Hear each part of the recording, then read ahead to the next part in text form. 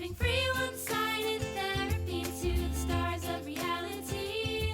It's Rachel and Kacie with CBT and the TV. CBT and the TV. Hello, darlings, dears, and fellow queers, and welcome back to CBT in the TV. I am Kacie, not Rachel.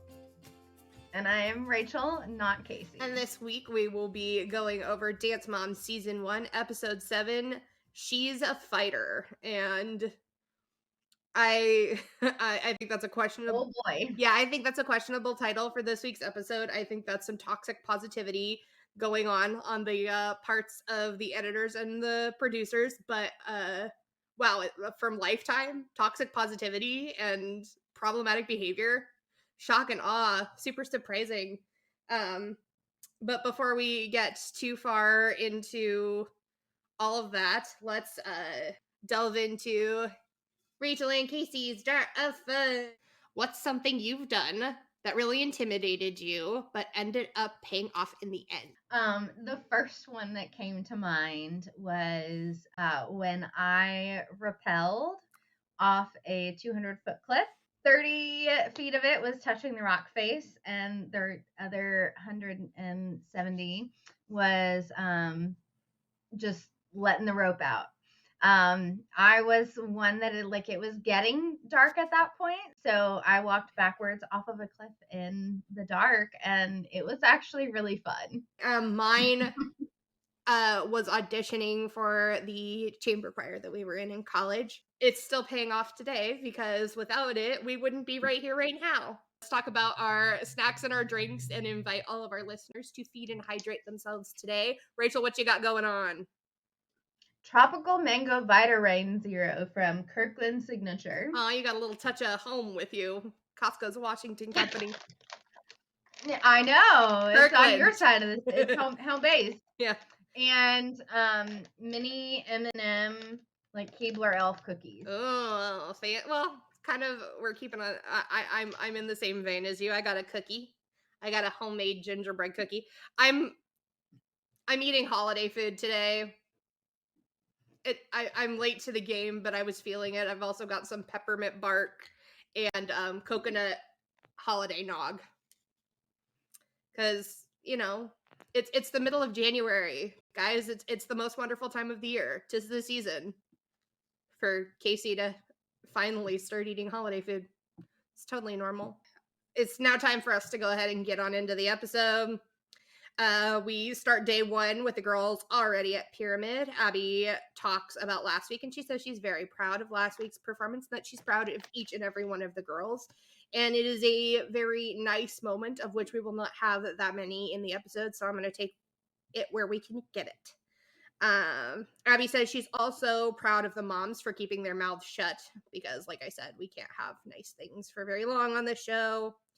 She announces that this week the team is headed to another Star Power competition, this one being held in Connecticut at the Mohegan Sun Resort, which means it'll all be in-house. They're going to stay at the hotel that they're competing at. They're not going to leave this compound for the entire weekend. And since they're going to be all in one place for the whole time that they're at competition this weekend, she wants everyone to pack specific clothes. And for anyone who did performance, I would say even sports activities as a child, this is probably going to sound familiar. You wear specific clothes on game day, specific clothes on performance day. If you're going on choir tour, you have your tour shirt. It's to make sure that they can track you down in a crowd. That's what you look like. That's the point. It makes sense. Yeah. If you're not in the know, this can seem controlling. But I would venture say Abby probably wasn't even the only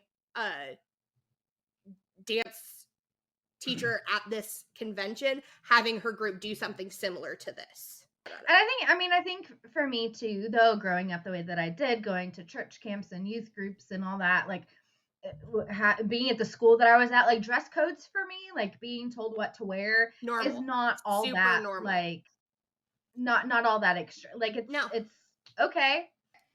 Kathy, however, looks massively unhappy with this entire idea, and I think this should be unsurprising. The idea that Kathy's not she's not worried about anyone's safety but her own, so she's not thinking about that level of it, and B, she doesn't want to be told what to do by anyone. It's the narcissism. Oh Bernice. boy, are those sirens going to be going off real loud, real long, real hard this whole episode. Mm-hmm. That I have to stand out. I have to show off my money. I have to. Okay, Kathy. Once again, Abby doesn't address the pyramid at all, but we can see it, and we do notice that this week the pyramid looks a little different. She's got one girl at the top, 4 girls in the middle, 2 girls at the bottom. And the order of this, I don't want to call it a pyramid, this blob goes like this. Maddie's at the top, then Chloe, Brooke, Shocker. Paige, and Nia are in the middle, and then Kenzie and Vivi are at the bottom. Abby tells us that this week's group dance is a theatrical jazz piece called Make You Mine. Make You Mine. Not Make Me Mine. That wouldn't make any sense, but it would be very Abby. I got narcissism on the brain, guys. It's going to be a great week. Fun fact for this episode is the costumes that the girls will wear for this piece are the costumes that the girls wore for the original ads and press for the very first season of Dance Moms. So it's kind of fun to see them on stage in real time in, the way that they were supposed to be Being used. Time. Yes. Abby dismisses the moms and the girls get right to work. The girls are working at the ballet bar instead of getting right into choreography, and Abby is screaming at them. Shocker. And she, interestingly, one of the only times we're ever going to see this, she starts yelling at Maddie in front of all the other girls. Strong arms, strong arms. And she starts slapping Maddie's arm to try to get her to, hold it, with resistance. Yeah, resistance. This is abhorrent to watch. It's appalling to watch. It has a little bit of extra shock and awe to it though, because we never see this happen with Maddie on camera. It's a well documented thing and a well talked about thing between the moms that she did this. If she corrected Maddie, she did it off camera and she did it away from the other girls. And Maddie's face when this is happening, she's like, she looks like she's trying to figure out a way out. And she's also like rolling her eyes because you can kind of see Abby hitting her harder and harder every time she brings her hand down. And eventually Maddie starts rolling her eyes like, listen, lady, you're bigger than me. If you keep hitting me harder, I can't resist you. I'm 8. And I'm not saying that Maddie was definitely thinking that, but it does appear like she's like, I can't, like, she's aware she can't do anything. Just a reminder to the audience that this is never okay. If a teacher, dance teachers do put their hands on their students. However, if any kind of teacher, dance teacher, piano teacher, any teacher puts their hands on you in this way, it is not okay. If something like this happens to you or to someone you know, start talking about it and don't stop talking about it until someone takes you seriously. Up in dance jail, Kathy and Melissa talk about how unfair it was that the littles were in last week's group number, kept up with the big girls, did what they were supposed to do, and still wound up on the bottom of the pyramid. And I have to say that the fact that Abby made the blob and put 4 girls in the middle and still found it in her soul to put the girls on the bottom, production aside. The babies. Yeah, the babies. The babies. The babies. And like the production side of it aside from this, right? Like the production could have come in Abby's ear and been like, someone has to be on the bottom. Someone has to be on the bottom. A, it didn't have to be the babies. And B, he didn't have to do it. Shouldn't have to put Maddie on the top either, but she did. That's what I'm saying is like, no. Like, that's why I'm saying production aside, like, no, that's not an excuse. Absolutely not to it. A, it's nice to see Kathy sticking up for someone who's not Vivi. Because she when she brings it up, she's like, I think it's really stinky that she did this to Mackenzie and Vivi. And it's also really nice to hear Melissa be like, I was mad that she did that to Mackenzie. She's sticking up for Mackenzie. When does that ever happen? And for all the Melissa content we're about to get moving forward in this episode, I'm decidedly going to take the one nice moment we're going to get from her. Melissa also tells the rest of the moms that Kenzie has started to say this, that she doesn't really want to do dance anymore because it doesn't seem to matter what she does or how hard she works. It's always about the bigger girls, and she feels like there's nothing she can do about it. And I think that this was another time where I was like, wow, this started this early. Like that they were even. I think she and Brooke are in a similar Yes, mindset a of, I don't 13-year-old wanna do and a this. 6-year-old are at the same level of burnt out. Mhm. That is disturbing. Very, very sad, especially when you think about how many years of this Mackenzie has ahead of her. Kathy, of course, can't stay doing nice things and changes the topic to talk about last week's costume debacle. And she tries to tell the moms what to do and how to do it in their own dance studio. And she spends most of the conversation completely belittling Kelly, saying that, you know, she just needs to do better and tell Abby next time to get her shit together. And she's so rude to Kelly and won't let Kelly get a word in edgewise, because Kelly does try and interrupt her several times to like answer. Narcissists do this thing where they ask you questions, but they don't really want you to answer. So Kelly goes to answer the question and Kathy still just continues talking right over her. And it happens so many times that you visibly watch Kelly get a stress rash on national TV. You watch it creep up her chest onto her face. Christy tries to warn Kathy that, like, look, I know you're a dance teacher, but you're still new here. You're still new to how things go here, and you're still in the honeymoon stage. But if you keep doing the things that you're doing, one day Abby's going to turn around and take her frustrations with you out on Vivi. So be careful. I think that this speaks to the other mom's genuine care for all of the children. Right? Just like last week when Kelly said, like, I really want to throw this costume back in Kathy's face and not deal with this, but I'm not going to do that to Vivi. It would be very easy for Christy to say, like, all right, have it your way then, learn the hard way. But she's like, if I let her do that, the person it's going to hurt the most is a sweet 6-year-old baby who, and Christy loves Vivi. She thinks Vivi is hilarious. She loves the crud out of Vivi, and she's like, I cannot watch. Doesn't? I mean, who She's doesn't, but so, like serious, but they all love Vivi, but Christy and Vivi have very similar senses of humor. And I think Christy's just like, I could not ever bear to watch that child's sense of anything be crushed. She must be protected at all costs. I cannot let it happen. Kathy's response to this is like, look, if Abby ever tries that with me, I'm just going to flash her some dead presidents and see what that does. I just want to know, Rachel, if you think that bribing would work with Abby, and if bribing is something that works with narcissists.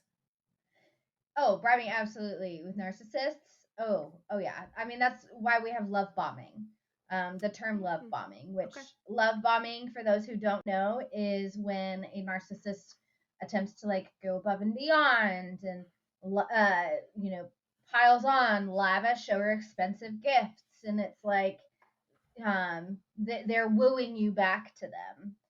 It's love bombing. It's an attempt to regain some bribery. Control. Interesting. It is. It is bribery. I hadn't connected the interesting. All right. With Abby, I think Abby would take the money, but I don't think that she would give. She'd do the actual Kathy thing what she wanted. No, she would be like, thanks, and just like pocket the money. I think that's what Abby would do. I don't think that Abby would go for it. Yeah, I think you're right. I think you're right. It is now the next day, and we start things off with Maddie's solo rehearsal.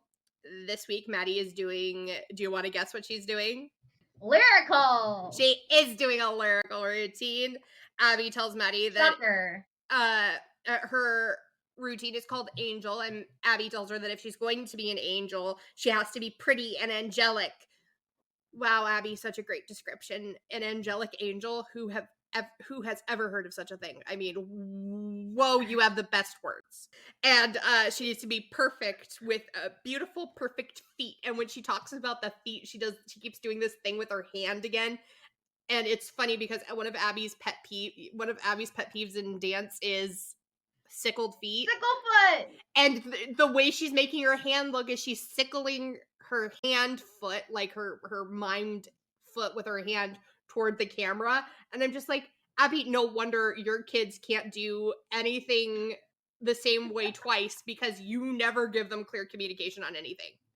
In an interview, Maddie tells us that this dance is about her grandmother, who we found out passed away. And Maddie tells us that she hopes her grandmother is proud of her and she knows that she is watching her from heaven. And up in dance jail, Chrissy and Melissa are talking. And in an interview, Melissa tells us that she lost her mom when she was young and that this dance means a lot to her because she and her mom were very close, just like she and Maddie are very close. We'll get into that. And that Abby choreographed this dance specifically about her mom. Her mom loved angels. Melissa talks with Christy and Kelly about how losing her mom has impacted her life and all the little things she does to remember her every day. She has her picture in her kitchen and she has her handwriting, like a little handwritten note next to it, and she talks to her every morning when she has her coffee. And she has, like, you can tell that she's supposed to be talking about this like it's from production, because as she keeps talking, we keep hearing Melissa's happy smiley voice, but her face starts to go away from being happy, and you can tell that she's no longer able to mask. This isn't something people should be made to talk about. I understand why production needed her to talk about it, but there had to have been a better way to go about this. I don't know. Yeah, I think Melissa also is not really one to show her feelings. No. I think, like, when we saw with Christy, with her grandparent, the person who raised her, like, she didn't really try to stuff or mask that No. at all as much. But Melissa is very, like, nothing can hurt me. I have a wall up, and you're not going to get to me, basically. And we've already been told that Melissa always tries to, like, make everything and everyone around her act as though everything is always fine. I also think potentially Melissa viewed what was going on this week as like a happy thing, right? Like, this is such a nice thing that's being done for her. She shouldn't spend the whole week crying. And but this is still a very emotional experience, and it would be very understandable if she did get choked up about it. But I think in her mind, she's like, no, if I, like, that could seem, especially because, Abby's the one doing this for her. What does Abby say? Save those tears for your pillow. Like, I just think she's too discombobulated inside her own head to know how to process any of this. Christy and Kelly both tell Melissa that they could not imagine not having their family around or not being able to just reach for the phone and call a parent. And Melissa replies that she has absolutely no one. And I think that this whole thing feels very telling about Melissa, like, between the loss of her mother and her divorce from Maddie and Mackenzie's father. I just think she's consistently searching for a family. And it makes me like, well, no wonder she, gloms on to the newest person that walks in the door at the dance studio, because to her, I think she's probably like, well, maybe this person's going to be my newfound family. Maybe this person's going to be, like, she has that with the dance moms, but she never fully allows herself to settle into that because she feels such a strong allegiance to Abby. So she's never able to feel comfortable in that setting. And I think she's constantly looking for that person that is going to offer that complete sense of comfort and safety. Which in part is a trauma response. Yes. And I don't necessarily know that, like, I would see enough symptoms to definitively say anything about, like, BPD. But with BPD, borderline personality disorder, for those who don't know, it's a trauma related. It's rooted in trauma, but there's this kind of back and forth between idealization of someone and then the demonization of that same person. It's trying to avoid any perceived abandonment. So her fawn response is really strong. She doesn't want people to abandon her. She doesn't want people to not like her. So she'll do whatever it takes to maintain that relationship. And we do see a switch later in later seasons with the idealization versus devaluation of certain people. And I certainly don't see a lot of that in Melissa at all, but that it just made me think of like that fawn response and a fear of abandonment and trying to avoid being abandoned. In one last interview, Melissa tells us all the ways that Maddie reminds her of her mother because they have a lot of physical similarities. And she tells us that she always tells Maddie that when her mom died, she left her Maddie. And she tells Maddie, when my mom died, she gave me you so I wouldn't be alone. And I understand the sentiment behind this, right? And on the surface, this can sound like a very kind and loving thing, but especially from what we know about Maddie's situation and all the stuff she's being exposed to, I'm just like, how is this poor child hearing this? Because for a normal child who's being supported on all sides and loved on all sides, this would still be a thing that might make them be like, wait, what do I do with this? But especially for a child like Maddie, I'm just like, that's not something to say to a child, No. let alone to a Maddie. No thanks. Children are not responsible for the feelings of adults. And in saying that, you are ultimately making Maddie responsible for the feelings of. And I think when she's saying this to Maddie, the message she's actually trying to give is, you were a gift. This is a mistake if the intent is to tell your child that they are a gift to you, because these words are implying responsibility to the child. And for a child who is as highly attuned to this kind of verbiage as Maddie, she's going to very much identify with the responsibility end of it. And it's worrisome. So I looked up enmeshment and 5 signs of enmeshment trauma. So enmeshment in essence is unclear, blurred, or non-existent boundaries between family members. Members often have difficulty differentiating their own emotions, needs, and issues from others in the dynamic underlying, like, and under again, it. We can't, we're never diagnosing anyone with anything, and we're definitely not saying we're experts on anyone on this show. We've never met these people in person. We're just saying what, and one of the biggest parts of this podcast is we can only go with what the producers and editors give us to watch. But yeah, from what they gave us to watch, that this is a problem. We also know that this is a problem that people experience in real life, and we do want to talk about that. None of this is safe for any of these people, but especially not the children, and that's one of the issues.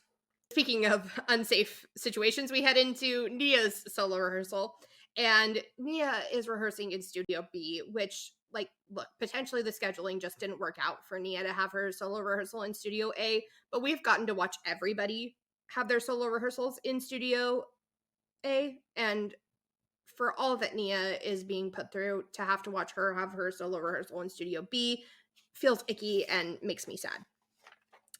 Nia's solo is supposed to be a 70s jazz funk routine, but what we end up seeing Nia doing is a lot of posing and marching and sauntering and making faces instead of doing any turn sections, leaping sections to really work on any of the things that Abby says she desperately needs to work on, or a technical choreography, again, to help her improve, especially when you compare it to the solo we just watched Maddie complete.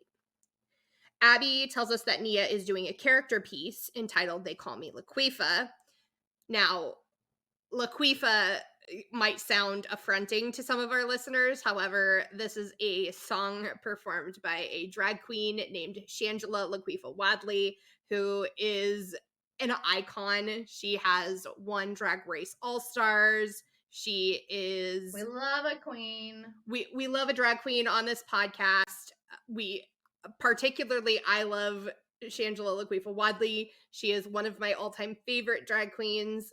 Shangela is amazing, and later Shangela and Nia will have an immensely beautiful relationship. They still do, and I think that speaks volumes to who Shangela and her male counterpart CJ is as a human being. This is an amazing person, and I'm actually really glad, in a way, that Nia was introduced to who this character is so that Nia could have this influence in her life. However, much like last week with the topic of suicide, and abduction and bullying, Abby is not the person to be doing any of that. Abby also seems to relegate what she calls character pieces to a lot of her students she seems to value less. Don't get me wrong, she gives character dances to pretty much all of her dancers. In fact, she gives a lot to Maddie, but she doesn't call them character pieces with Maddie. She calls them dances where the focus is on acting. She calls them dances with a story. But when they're with a negative tinge, she calls them character pieces. And this is a problem in dance and in acting. Character actors can be something with a negative tinge to them. And she does this to Nia, she does this to Chloe, and she does this to Mackenzie. However, the way she does it to Nia is systemically harmful. One of the worst parts about this to me is that Abby does this with this under the guise of offering Nia cultural enrichment. I'm teaching her about her cultural heritage, and it's Yeah, Abs, because you understand her cultural heritage, sure. like, even if she did, that's not her place without the approval of a parent. But also, she really, really doesn't. And it's, again, it's so insidious. Abby will contradict herself a lot in this episode while trying to explain why she gives these solos to Nia over these same kinds of solos over and over and over again. So just prepare yourself for a lot of mental gymnastics. She says she's trying to prepare Nia for all the special kinds of career opportunities she will have as an ethnic kid. I'm unfortunately going to be using the word ethnic a lot because that is the word that Abby uses. I will be quoting her. This is like using the word exotic. It is not an appropriate word to use when speaking about people of color. It is an othering term. It is a generalizing term. And it is a harmful term. However, I have to quote Abby, and this is the term she uses. She also says that she teaches Nia all these ethnic dances so that Nia will be ready to play characters of several different backgrounds, which is another form of harm that is impressed upon the communities of color in all spaces of performance. You do not hire actors of any other background to play a character of one specific background. This is how people of all backgrounds become excluded, and the systemic abuses of people of color are perpetuated and continued in perpetuity. Not okay. And it is disgusting to me that Abby teaches this to small children because we see her doing it to Nia, but because we see her doing it to Nia, we can assume she does this to all of her students of color. I also think that it's unfair to use a light word, I suppose, because particularly nowadays, you see anybody playing everybody on Yes. Broadway. And that's and in exactly what I'm shows. saying. It is laziness, and it is white Mhm. supremacy, and it is Western supremacy that keeps these things from happening. And it is so awful to watch Abby Lee Miller impose this upon children. Abby also says that she gives these kinds of dances to Nia because they're the only thing she can do. Well, that says something about her as a teacher if that's the only thing her student can do. Yes, your point is valid. Does Nia not keep up in the group dances every week? I think this is also a glaring example of Abby saying something and it becoming gospel just because Abby said it. Because we know it's not true. Nia shows us she's capable of so much more. But because Abby said it, the rest of the show, we're going to be made to think of Nia as a lesser than when it comes to dancing and technique. To cap off Nia's solo rehearsal, Abby asks Nia to define technique. And as we talked about last week, Abby regularly gives the children different definitions of the word technique. Last week, she said technique is all the hours you spend in ballet class. She said technique is pointed feet. For someone who is so hardcore on her kids knowing correct terminology and being able to rattle off dictionary definitions, the way she teaches kids what technique is, by definition, is so weird. And so when Nia owns up to the fact. She's like, I don't really know exactly what you want me to say here. I don't know precisely what the definition is. Abby makes fun of her. And she goes, you don't know? If you were reading a book, Nia, and you came across, she's like, how many times have you been told what the word technique means? And Nia says about 1,000 times. And Abby goes, if you came across a word in a book 1,000 times, wouldn't you go and look it up instead of telling Nia what it means? Now, I'm not going to spend too much time on this next section because I do not know why on God's green earth they chose to include it. There was enough drama in this episode for some of the stuff that they chose to include in this episode, including this next bit, to have been left out. Abby has a meeting with our old friend from episode 1, Dawn Check. I have a feeling this whole thing was set up by production, although, again, I don't understand why. It didn't really add anything to the story, and there's no follow-up for it after. It doesn't make any sense. Dawn says she came in because she thought it would be better for them to settle things face-to-face. Abby treats this whole thing like she treated the meeting with Christy in the donut shop. She won't make eye contact until she has her paperwork in front of her. She pulls out contracts. She threatens to sue Dawn. Dawn says, look, yes, I might have, you can say I broke my contract. You also broke your contract. They both cite the reasons that they think each other broke the contract. Dawn keeps her cool the whole time. Abby begins screaming. Abby says if Dawn really wants to keep this up, she will take her to court, and then instead of just having to pay her bill, Dawn will have to pay for Abby's legal fees and court fees and the whole thing. And Abby says she's done it before, and I think Abby probably has done it before, and I think she's probably done it with people who didn't know what else to do. And I think Dawn has probably prepared herself for this. As far as I know, Dawn did not have to pay Abby, and Abby did not get her way. But again, since they didn't follow up on this, I don't know why they included it in this episode. It turns out all the girls did solos this week or duets, and we did not get almost any of them included. And we also have, between this stupid meeting and then Kathy's upcoming Kitty Candid camera competition crapola, I don't know what the fuck the editors were doing this week. It's the next day, and Abby has the girls and the moms meet her in the dance den to go over the packing list for the upcoming meeting. And Abby tells us that when they go for a wafer competition like this, like we talked about earlier, she likes all the girls and all the moms to look professional.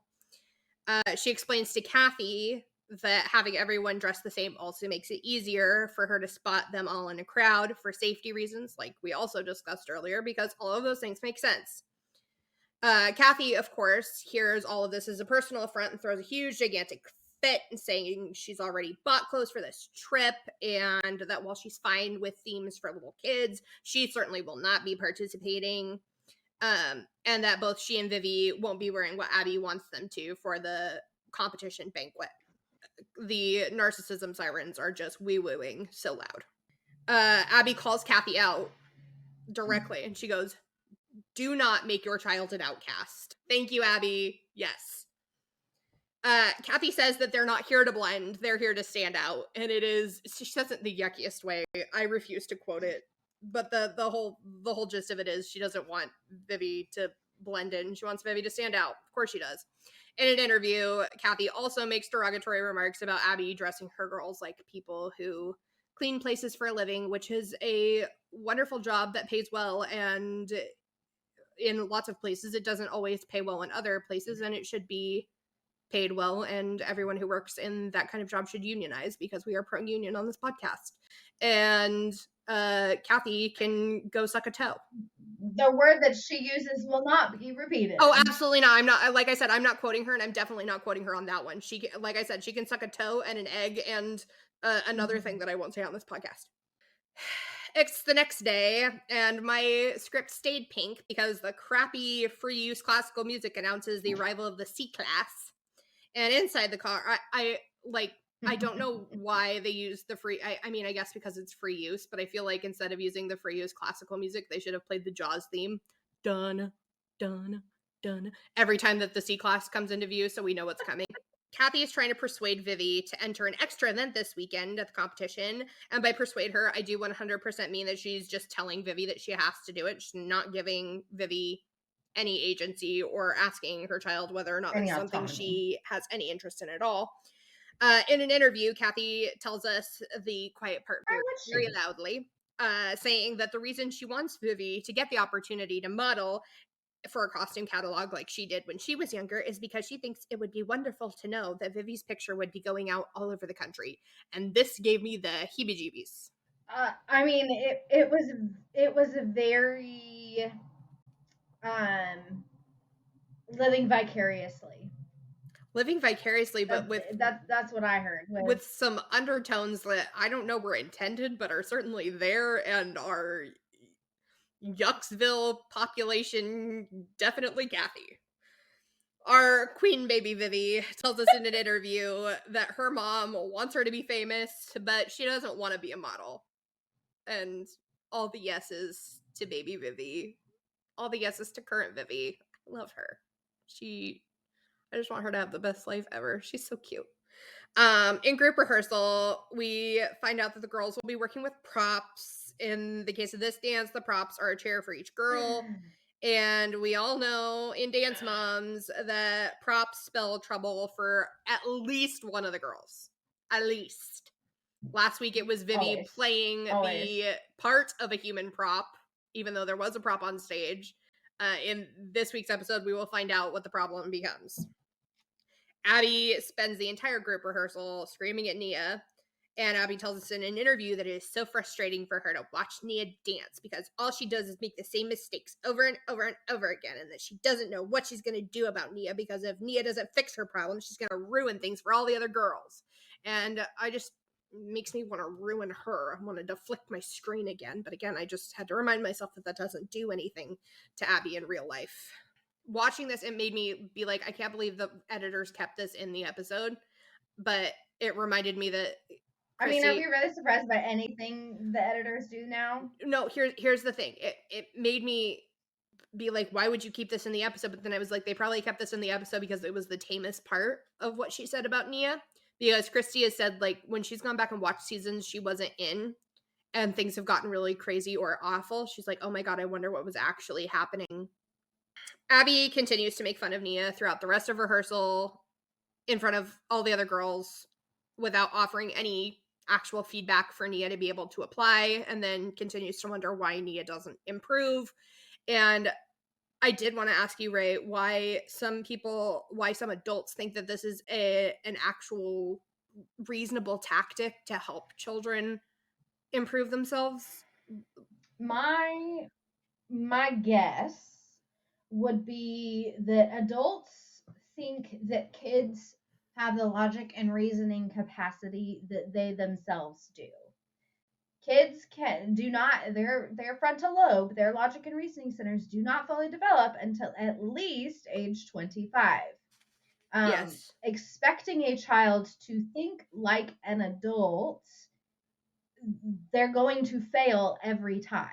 We head into the dance den for Abby to unveil the girls' solo and duet costumes for the week, and all the girls' costumes are largely very pretty, or at least appropriate. I think Brooke's costume is kind of heinous. It's a half unitard, half bicotard, which is appropriate and kind of the time a trending thing for acro solos, but I think I think her costume's ugly, but you know, that's just my opinion, not fact.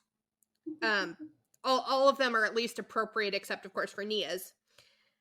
Abby tells us in an interview that Nia's costume is darling and cute, and it's a satire on the drag queen image. And listen, I'm not claiming to be an expert in drag, but I do know a few queens. Personally, I know them. And I can tell you that not a one of them would touch this thing, let alone, like, especially not to give to a child. Absolutely not. Big fucking no.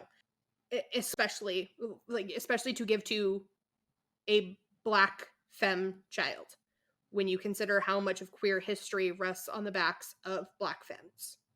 The first drag queen was a black Stonewall. The first brick was thrown by a black femme person, but this is not paying homage to any of that. My guess too is that that Abby is probably going, oh, well, I have some drag queen friends, so it's okay for me to do this and present this in this way. She was friends, or at least friendly acquaintances with Shangela. And I think her thing was, well, I'm friends with a black drag queen, so this is fine. For us to tell people who haven't seen Nia's costume, it is a take on the leisure suit of the 70s. It's also cheetah print. And this whole thing is made even more disgusting when you realize that Nia's song contains the word pimp. The lyric is, they call me Laquifa, the postmodern pimp. And that might sound bad, which when you put it on Nia is bad. It's fine for Shangela to identify herself this way. That is a personal choice that Shangela makes. Nia is not making that choice. Nia's having that choice made for her by a white woman. That's not okay. Those are two very different things. She's 9. That's what I'm saying. She's a black child. She's also 9 and probably doesn't even know. She has no idea. What she has no idea. I'm sure. She has no idea what it is, but she's being dressed like one and made to dance to a song with the word in it. That's not okay. And like Abby aligning Nia with all of this and thinking it's just squeaky clean fun is so disgusting. It's so bad. Holly comes in to join the group in the den. We assume she's coming in from work, and she is appalled to find Nia in the state that she's in, obviously. In an interview, Holly says that she wants to know why all the other girls get such beautiful costumes, and her daughter's the only one dressed in animal print. She wants to know if this is a joke. And dear God and dear Lord, Holly, I wish it were. Abby then tells Holly that she wants Nia to wear an afro wig for her costume, and asks Holly if she already has one. To be fair, the girls had done a tap routine earlier this year or the last season where they all had worn afro wigs. However, the way Abby goes about asking Holly is horrific. The way you should have asked this, Abby, was, hey, Holly, I wanted her to wear the wig from insert the name of the dance here. Do you still have it? Not, I want her to wear an afro wig. Do you have one? Like from when we did this thing, it sounds so extra bad. Everything's already bad and you made it worse. And Holly goes, no, I don't have an afro wig. Wait, let me check my purse. Sure, let me check my bag. Yeah, let me check my bag. And thank God for Christy, because Christy is like, oh, let me come alongside here and help you process this, because everything is shitty. She goes, what do you mean you don't carry an afro in your bag?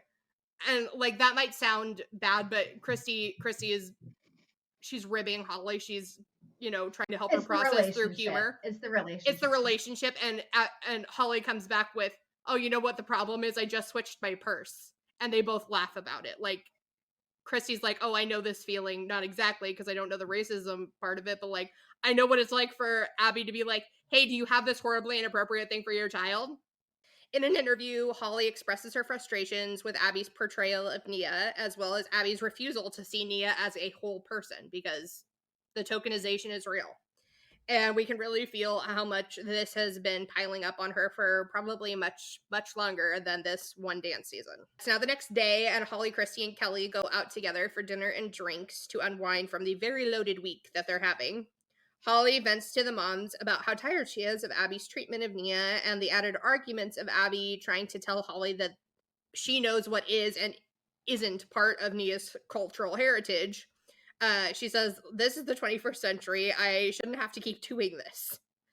Which, ideally, yes, there's a lot of things in the 21st century we should not have to keep doing, but even 10, 11, 12 years later, we still have to freaking keep doing it. And it's a little terrifying that we're still there. In an interview, Kelly tells us that she thinks that Holly is overreacting because Abby just types everyone.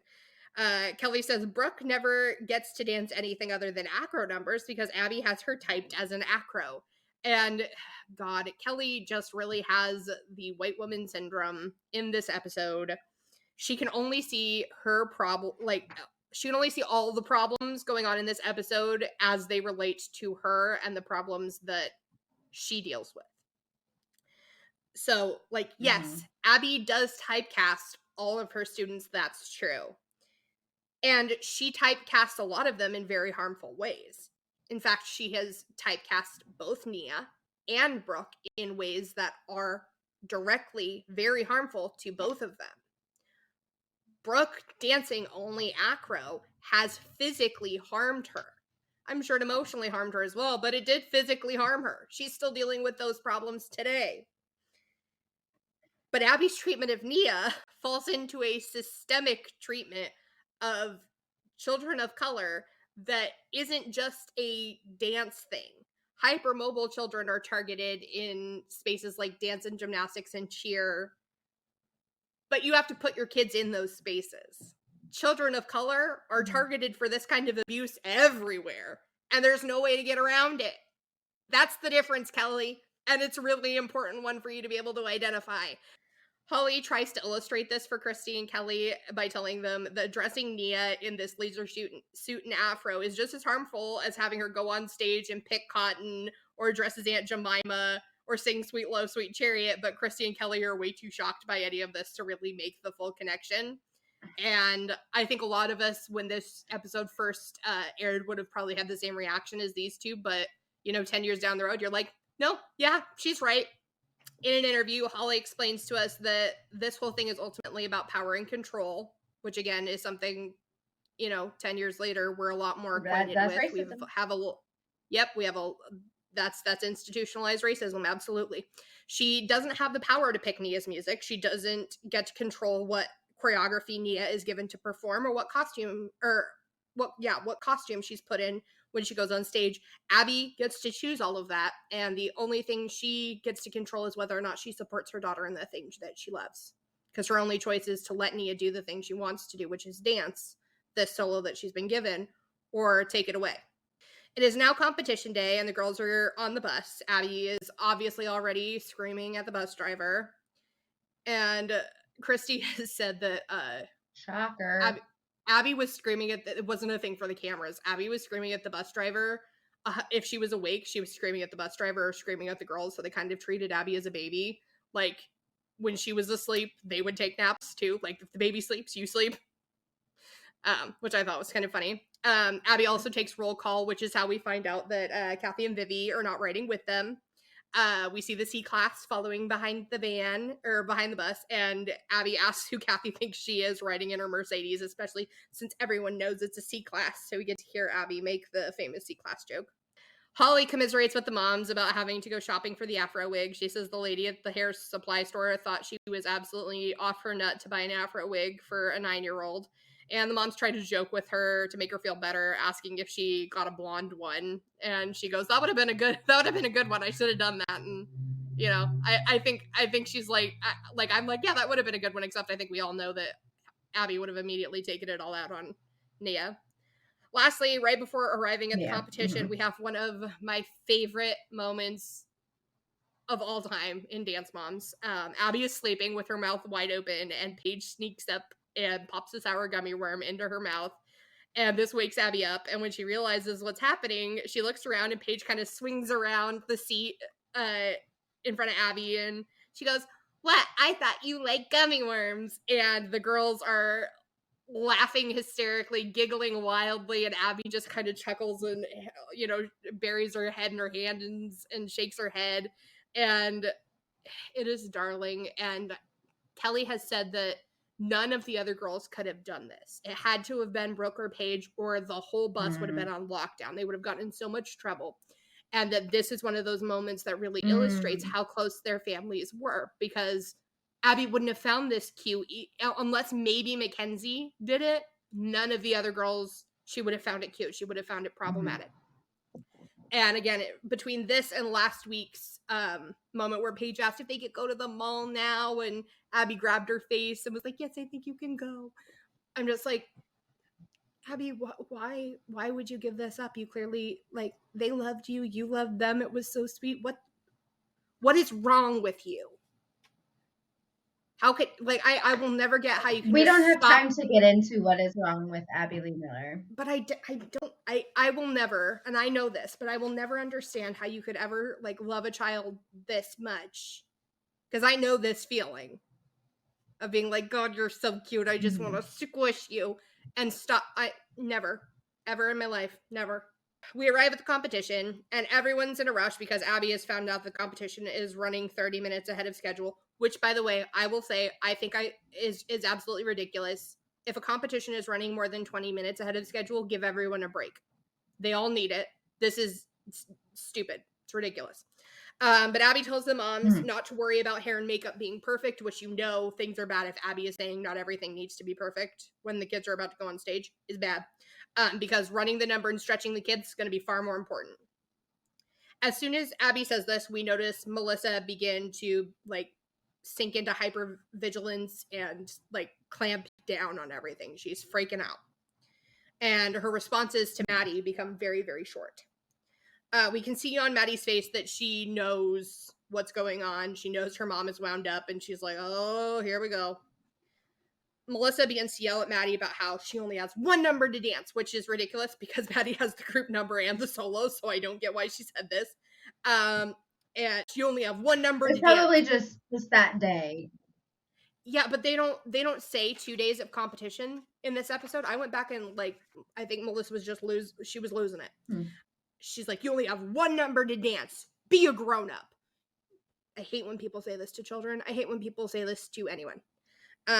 They can't be a grown-up.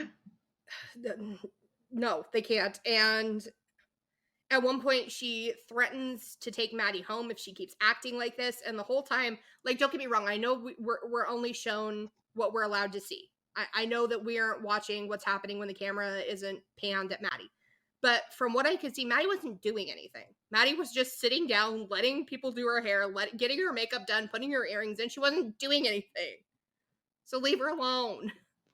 Kelly kind of doubles down on this in an interview, telling us that this happens a lot at competitions where Melissa freaks out at Maddie and it makes her feel really, really bad for Maddie. In an interview, Melissa tells us that sometimes she can't deal with Maddie's attitude because Maddie's 8 and sometimes she thinks she's 16. And I don't know who's going to tell every Melissa. 8-year-old. Well, that's developmentally appropriate, but I also don't know who's going to tell Melissa that the things that she likes about Maddie, her maturity, her ability to look out for Mackenzie and things like that's part of this. And you can't have one without the other.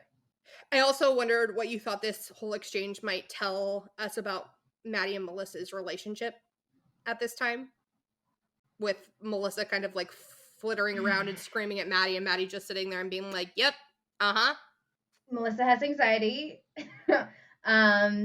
Anxiety tends to present as irritability, especially when things feel very out of control. And Melissa's life, as we know, has chronically felt out of control. So when something has upset it, chaos will therefore ensue. Anxiety will swoop in and be like, hey, remember that time when your mom died? Yeah, so that's happening again and we need to panic. That's kind of what our brains do. Even if it's not a related thing, our brains are like, hey, this is an emergency. Abby tells us that Melissa usually always has her kids exactly where they need to be, exactly when they need to be there, with exactly everything they need to have when they're there. And when this doesn't happen exactly the way it's supposed to, Melissa can spin out, and that in turn spins out her kids. And it made me genuinely wonder if Abby thought the way that Melissa was acting was completely fine and normal. The girls are about to hit the stage, and that means it's everybody's favorite time of the week, time for Abby to attempt to give a pep talk. And by that I mean Abby tries to scare the children completely shitless right before they go off and do a thing that would scare most people shitless anyway. Abby tells the girls that there are 1,500 numbers at this competition, and they are the very first thing that these judges are gonna see from the ALDC, so they better not mess it up. And so, it's just normal dance teacher things. Nothing weird, nothing threatening, nothing terrible. Totally normal. The girls take the stage and they're dancing really nicely. And we're getting another really nice shot of the group dance, which I was like, oh, yeah, this is so nice. Until I remembered that the reason that we're getting this nice shot of the group dance is so that we can see it when Nia messes up. And also when Abby gets angry about it. Nia ends up too far stage left and slightly behind everyone else when she has to drag her chair over into what's supposed to be a straight line with the girls and stand up on her chair because, again, props are the downfall of every freaking group dance with a prop. And much like when Paige messed up in her solo, one mistake begets another, and you can tell Nia is aware that she's messed up, and then she's focused on that mistake, and then she starts focusing on the next time she makes a mistake, and over and over and over again. until she can't get back, and then the dance is over. In the audience, we can hear and see Abby getting more and more angry about this. The girls come off stage, and all the stress of the day unwinds itself on one little girl. Does anybody want to guess which little girl it is? Surprisingly, it's not Nia. It's The Maddie. same one that we've really been talking about. And she cries, telling the other girl she thinks the dance went terrible and that she's really embarrassed. And I think the dichotomy between Maddie's reaction to the performance not going perfectly, when she did absolutely fine individually, and Nia's reaction to the dance going poorly when she was the one who messed up, is interesting, because Nia's fine. I think it's telling. I think it tells us that, you know, Nia's been prepared. Nia is used to making mistakes. I don't even necessarily know. I mean, there's no other way to say that other than like Nia's used to making like mistakes, she's but used to. she's also aware, because Holly tells her regularly that, like, look, if you went on stage and you did your best, what happens after isn't on you. Not that it doesn't matter, but that, like, if things go awry, that's not on you. You did your part. And I don't think anyone is telling Maddie that. Mhm. And I fully believe that Maddie thinks everything is partially her fault, including things that have absolutely nothing to do with her. There's nothing she could have done to prevent what just happened on stage. She's not Nia. She wasn't even next to Nia. But I fully believe she thinks that what just happened, she could have prevented in some way or stopped from happening. Back in the dressing room, Abby tells the girls that she's disappointed in all of them and asks Maddie why she cried backstage. Maddie tells Abby that she got hurt while she was dancing. She twisted her ankle, leaping off her chair. And in an interview, Melissa tells us that she knows the real reason why Maddie was crying was because she was embarrassed about Nia messing up, but she lied to Abby to stay out of trouble, and so that Nia wouldn't get in trouble either. And this is one of the first instances we get of Melissa tattling on people, particularly the children. She'll do it with her kids, and she'll do it with other people's kids. And it's something she's going to do for years to come. And I wanted to know, Rachel, if you had any insight into why some parents seem to enjoy getting children, both theirs and others, into trouble. Is it an emotional maturity thing? Is it... it baffles me, because as an educator, I dealt with parents like this, and I would just be like, are you my kindergartner? I mean, I think some of it is she doesn't know how to mind her own business. I think for her, breaking the rules has always resulted in a consequence, a punishment consequence. And so she will attempt to avoid getting her kids that punishment. She will take it on herself, but she also thinks it's unfair when other people don't get the same kind of punishment when they didn't follow the rules, but Melissa did. Some of that is neurodivergence, if there's neurodivergence there. Some of it, I think, is just that fawn trauma response. Like if I tell on them, if I am that flying monkey to Abby, then I will be looked on favorably. So sometimes that even extends to her own children, even though usually she's trying to protect her children in this case. I think so. Next up, we have part 1 of Kathy's Kitty Candid Camera Competition Crapola. Kathy takes Vivi to get her photos taken to enter the photogenic competition, and it goes just about as well as we'd all expect it to. She dresses Vivi like Big Bird's unfortunate little cousin. She does her eyeshadow like it's the 1980s, and she sticks fake eyelashes halfway up her eyelids, then proceeds to yell at Vivi the entire time about not being able to keep her eyes open.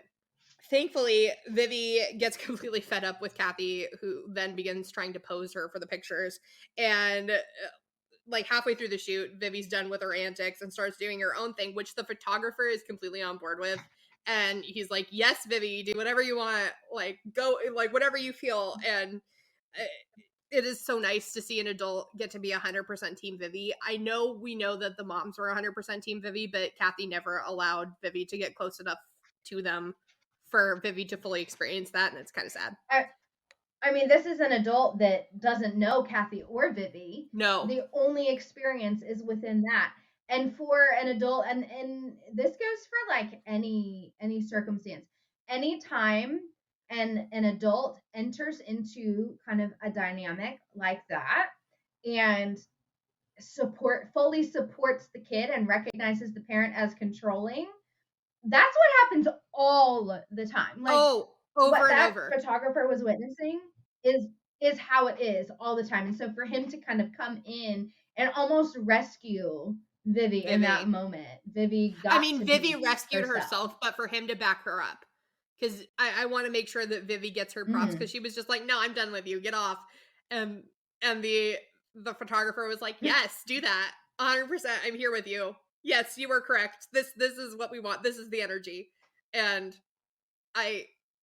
yes, we love that. We love to see it. Kathy makes a joke to the camera crew. She like turns and you can see her talking. It's like she's talking to the producers, and she goes, well, it looks like I've been fired. And all I can say is like, yeah, no shit, Sherlock. Nobody hired you in the first place. Go away. We head to group awards for the girls, and before announcing the top 3, the MC tells everyone that only 0.3 of a point separates third place from first place, which to most people would sound like, wow, these top 3 groups all work so hard. These kids are amazing. But we all know that is 100% not how Abby is hearing any of this, because we will hear her for years to come say that if her kids don't take first place by 10 points, she'll tell them that they're failures. We find out that the girls came in second place, which is the worst place they could have come in, because Abby always tells the girls that second place is the biggest loser on the whole stage. Horrific things to say to children all around. Heartbreaking to watch this happen, especially with the week that Nia is having and the mistakes that Nia made on stage. In the dressing room, Melissa helps Maddie get ready for her solo and talks with her about her grandmother. She tells Maddie that she and her mom were close, just like she and Maddie are close, except that they never fought like she and Maddie fight, because Maddie's just too much of a perfectionist. And Ray, I am dying to hear what you think saying things like this to kids can do to them. Because again, I'm sure that Melissa doesn't mean these things to be harmful to Maddie. But comparing the relationships that she had with her mom and that she has with Maddie, and implying that Maddie causes the fights between she and Melissa, like, how might this affect Maddie? I mean, I think again, Melissa's putting a lot of emotional responsibility on Maddie. She constantly puts a lot of emotional responsibility on her, and we even hear her say it. You need to be an adult right now. But then on the flip side, immediately goes, you're 8, not 17. Like, make up your mind, Melissa. Is she 8 or is she your emotional babysitter? Because you can't treat her, you cannot parentify her. This is not a Portano Los Dos situation. Simultaneously think that she's 8 years old. Nope. She is confused, and I think a lot of perfectionism stems from it. Mm-hmm.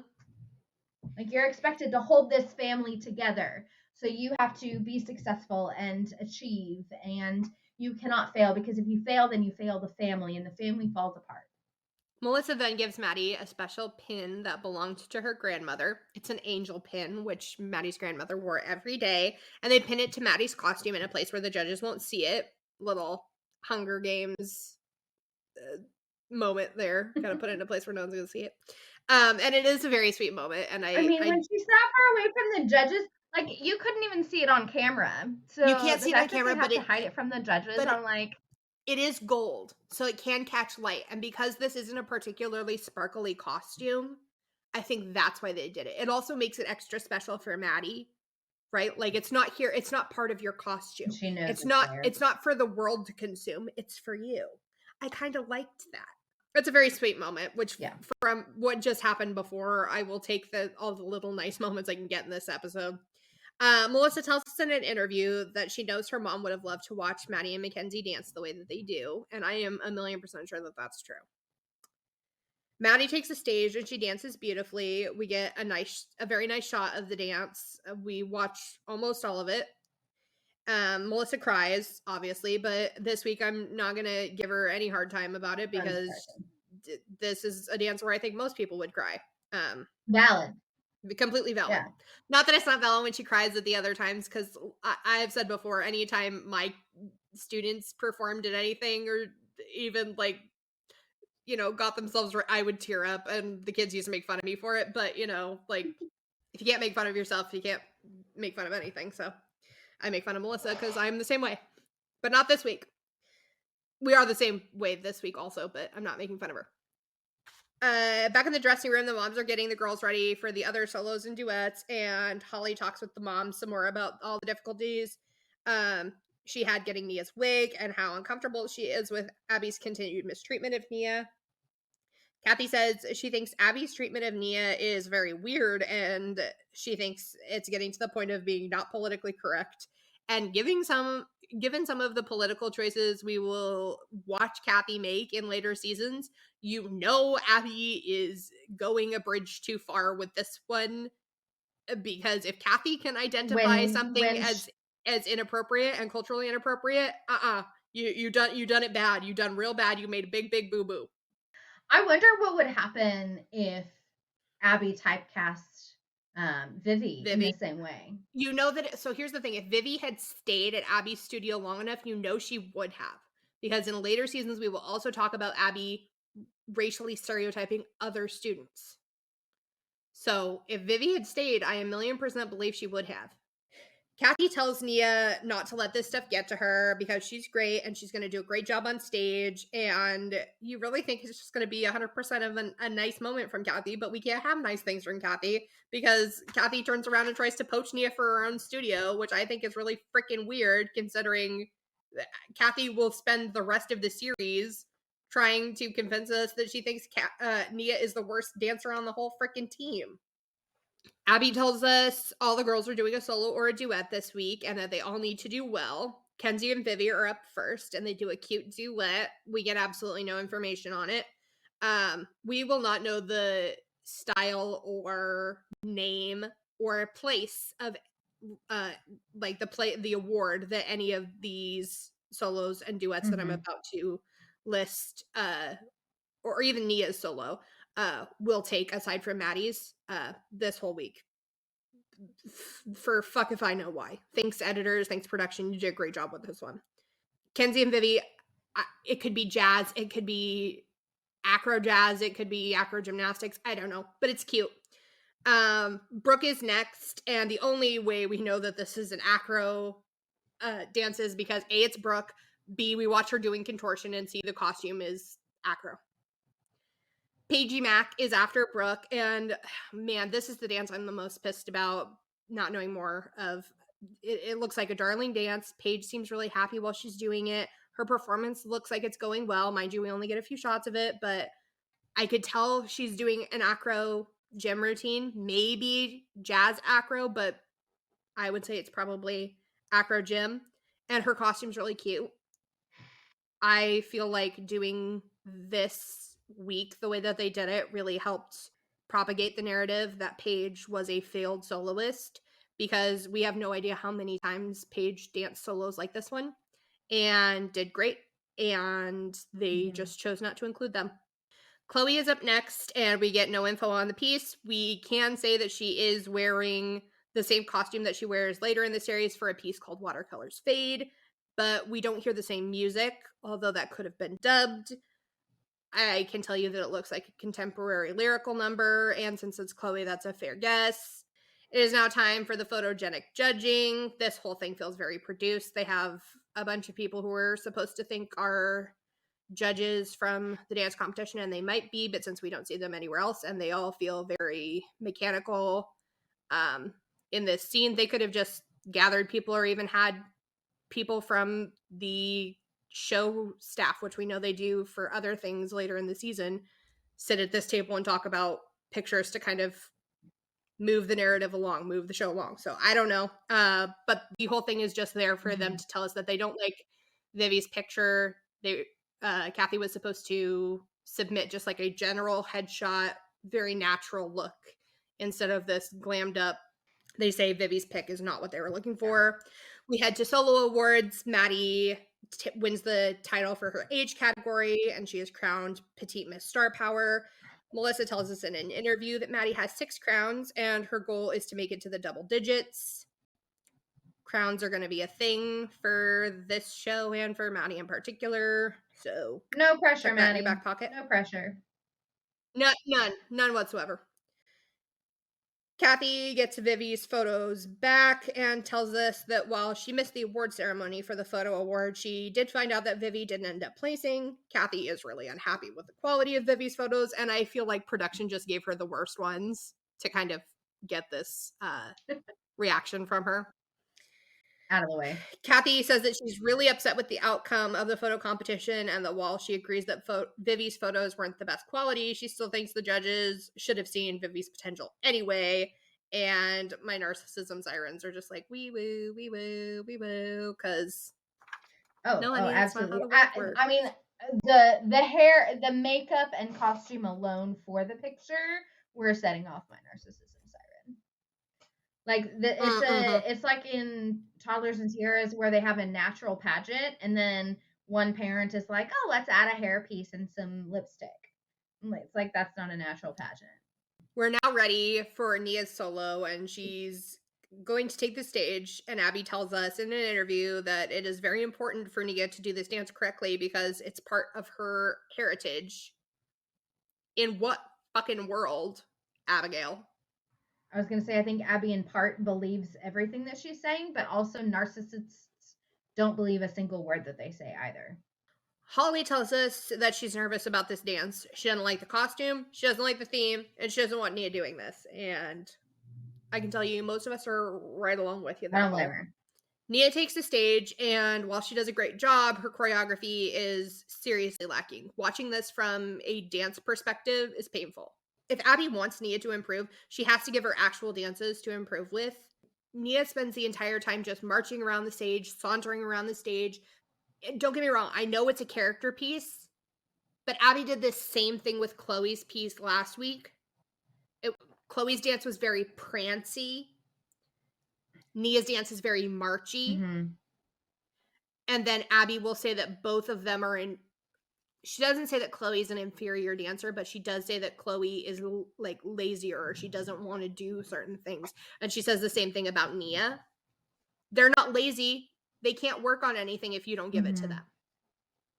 And she says it's about Brooke as well. Brooke's lazy. A kid who can touch their toes to their nose. At age 13, I'm sorry, is not lazy. After Nia finishes, Holly tells us that she's feeling really disappointed and she would have liked to have seen her daughter dance. She says that Nia performed beautifully, but that what she did wasn't dancing. And 100% yes, no lies detected. Holly tells us that she has held her tongue all week. She's been silent long enough, and it is time for her to have a heart-to-heart with Abby. And we head into the hallway for the showcase showdown. Holly asks Abby to speak with her in the hallway, and Holly brings up every deplorable thing that Abby is doing to Nia, and like we talked about earlier, presumably every child of color in her studio. Holly brings up tokenization, and Abby says, no, not token, special, privileged, affluent. She says, she talks about Amoret, which is a locally famous person of color in the Pittsburgh area who got to go to college on the Martin Luther King Jr. scholarship, which we're filming this on Martin Luther King Jr. Day, so that feels prevalent. And her having her education paid for by that scholarship was a privilege that she got because she was a person of color. Holly says, you're stereotyping my daughter. And Abby says, absolutely, it is stereotyping. Like, she's doing a good thing. The way she says it was such like, yes, absolutely. It's just like, what are you talking about? And Abby says she's just making sure that Nia is educated on her cultural heritage. And that part, to me, that's the quiet part said so loud, you fully believe that stereotypes are a part of Nia's cultural heritage. And the fact that she thinks she can talk circles around Holly is so wild to me. She just got her PhD. It's just like the John Check situation earlier. Like, there are some people you can run circles around. These two are not them. And Holly is especially not the person you could run circles around on this topic. Abby then says something that completely contradicts everything else she just said, and she tells Holly that Because why not? that she would only send Nia to ethnic casting calls. And that none of the other girls would ever get to go except for Nia, and that makes Nia special. It's a privilege that Nia gets. And she seems to completely miss the fact that what she's saying, that what Holly is saying, is when you do that, Nia doesn't get to go to all of the other casting calls. There are more of those. There are more general casting calls for regular, for like all kinds of little girls than there are ethnic casting calls. And that's the point that Holly's making. Like when Holly brings this up, she also says, like, this isn't the first time you've done this kind of thing. All of Nia's numbers have these tinges to them. And she starts talking about numbers that Nia had before the show. Nia did, like, her first solo, I think, from when she was little, was called Nettie of the Jungle. She did another solo called Satan's Little Lamb. And I fully believe that Abby gave Nia the Satan's Little Lamb number thinking that that was a great number for Nia. It was a jazz piece. The song was jazz. Sounds great, right? However, in the jazz era, cartoon depictions of Satan, of the devil, were based on stereotypical images of Black people. And Holly is abundantly aware of this. And I think she was also like, I don't think Abby knows that. I will tell Abby so that hopefully she won't do that again. Because Holly loves when Nia does jazz, especially like old, soulful, 20s style jazz. But she wants to make sure it's the kind that isn't directly tied to the harmful stereotypes. But all Abby hears is you don't want her to learn about her cultural heritage. Because Abby has already said she fully believes that stereotypes are Nia's heritage. Abby then, of course, gives, like, she's done trying to, she wants to end this conversation. She's done arguing. She's done reasoning. So she goes straight to her old classics, her old standbys, which is telling Holly, look, you pick the music, you hire the choreographer, you have her do the dance because you don't pay me enough to deal with this. Again, I'm going to ask you, Rachel, I know, but why do narcissists think they deserve to be compensated to treat people the bare minimum of acceptably? I don't know why they do it. I just know that they do it. It's another one of those, like, it's a characteristic of them, and I will not understand because I am not them.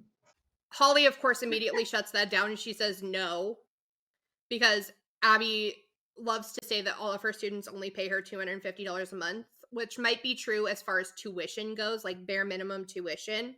But when you're a part of the Abby Lee Dance Company, you also pay for things like competition fees and all of this other stuff that means you're paying far more than $250 a month, which Holly brings up. She's like, absolutely not. I don't pay you $250 a month. Yeah. Yeah. And Abby has completely divorced herself from, yeah. She's like, no, you don't. And Holly knows that she's not going to get anywhere with that. So she's like, fine, whatever. I'm not having this argument with you. I pay you more than that. That is what is true. And so Abby then resorts to her other standby, which is blaming everything on Nia and saying that the reason Abby gives her these kinds of dances is because it's all that Nia can do. And she lists a bunch of things she thinks are wrong with Nia in her dancing and her body. And I'm not going to list those things because you can watch the episode yourself on Hulu or on YouTube if you wanted to. Because I think they're abhorrent and I refuse to say them. And then she caps it off with her other super classic line, if you don't like it, you can leave. And the episode ends with both Holly and Abby telling us how unhappy they are. Holly saying that she just wants Abby to listen to her, and Abby deflecting and saying that Holly is the one causing all of this. To reiterate our hot button issues, racism is never okay, and it is a systemic and institutional issue. Please check out our resources if you are experiencing any form of systemic oppression, especially racially, especially in education, or if you are an educator yourself and want to be more aware of how to treat marginalized students, especially students of color, in your spaces. We as white people have to do the work to be anti-racist. It's not enough to not be racist. We have to be active. actively anti-racist because passive participation in allyship is active oppression. One of my favorite things that I've heard is allyship isn't what we're looking for. We're looking for, what is it? Accomplices. We don't want allies, we want accomplices. I will So be an accomplice. I'm in my villain era. Yeah, put yourself in your villain era and help tear down this institution. Another institution we are looking at tearing down is the abuse of children in all educational spaces. If a teacher is touching you in any way that you aren't okay with, and I don't just mean in an SVU way, I also mean in a hitting you harder and then telling you to hold your arm up and hitting you harder again so you still can't hold it up, start screaming and don't stop until someone listens. None of this is ever okay. None of what Abby is doing in any part of this episode is okay. So if you see anything or experience anything that looks even a little bit like what Abby is doing, because Abby can sometimes feel like a caricature of what's wrong with the education system, start screaming and don't stop until someone listens. Mm-hmm. We have our resources in our bio and in our link tree. Please use them if you need to, or if you're just interested. Either is great. Either is wonderful. That's why they're there. I do for my takeaway point. I posted a few resources on enmeshment that I will actually be looking at and exploring for myself as well. Enmeshment, yes. So that's my takeaway. That's not that I love enmeshment. I love that we're educating about it. Absolutely. I don't love enmeshment. I'm sorry. A deep dive on. That's what I plan to do, a deep dive on. So that's my takeaway. Awesome. Yeah, my takeaways from this episode are if you see anyone being treated remotely like Nia or Maddie, please say something and say it very loudly, especially if they're children, but even if they're not children. No, absolutely not. Mm-hmm. And then my fun takeaway is please, if you see a child dressed like Vivi was dressed for her costume shoot, ask if she is there against her will. Because I firmly believe no child wants to be dressed like that. And help them. I feel like I feel like Vivi would be like a blink twice if you need help. And she absolutely would blink twice. Like she looked. I she just kind wouldn't of stop blinking. Want to ask for a tissue. Like I feel like I need to blow my nose when I see that costume. All right. Well, it's been a wild ride, but somehow as always, this has been CBT in the TV. I have been Kacie, not Rachel. And I have been Rachel and not Kacie. And we will see you all in the next one. Bye. CBT in the TV is hosted by Rachel Sprague and Kacie Campbell. Our show is produced by Rachel Sprague, Kacie Campbell, and Yakov Paley. Editing by Yakov Paley. Our theme song was written, composed, and performed by Emily McNally. Please join us on Instagram and TikTok at CBT in the TV for even more fun and access to the resources mentioned in today's episode. Thanks for joining us.